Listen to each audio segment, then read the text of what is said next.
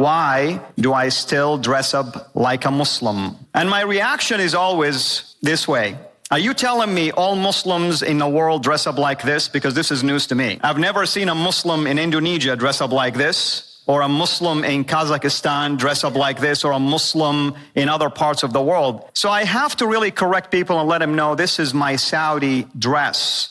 I am from Saudi. I'm proud of my culture, my heritage. Becoming a follower of Jesus doesn't mean I have to abandon my identity, cultural identity. I was born and raised in Saudi Arabia. During the 70s, I became very fascinated by the idea of dying as a martyr. And one thing, of course, that is very clear in the Quran itself, that if you die for the cause of God, you are assured of your salvation, and there is no judgment, and you are going all the way to the highest level of heaven. Folks, it is the gospel in reverse. You shed your own blood to earn your own salvation. I was still a teenager, and I was studying a lot of the teaching of the Prophet about jihad, and one of it was, if you are still young, you need to go and seek the permission of your parents. So I went to my parents, and my mother can smell blood, and she said, no, you are not going anywhere over my dead body. My father encouraged me to seek the opportunity abroad to do a graduate studies in engineering. I came to the U.S.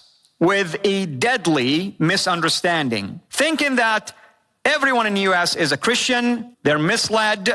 They are following a false teaching. Their Bible has been corrupted. And therefore, it is my duty to try to help them embrace Islam. The moment that I felt was appropriate for me to strike, a couple moved from California to where I was, and I began to share with them about why Islam is the only way now. They would hear my arguments and objections, and then gently will ask me to provide evidence to support any of the things that I said. I could not support or defend any of my objections, and that was an awakening for me, because I lived all of my life believing in certain lies. And that took almost 12 years' journey. Finally, in the summer of 2001, I accepted to go to that church with them. And I am hearing the word speaking to me directly. And now I understand what God has done for me. I have to make a decision. And then September 11 happened. I went and I heard a message from the Gospel of Matthew about loving your enemies and praying for those who persecuted you. And that was the nail that sealed the coffin for me. And for a couple of months, I would get this scary dream. My dream was I died, and I'm standing before the throne of God, and I hear God telling me, why did you reject my son? And 2 months later, I accepted Christ as Lord and Savior.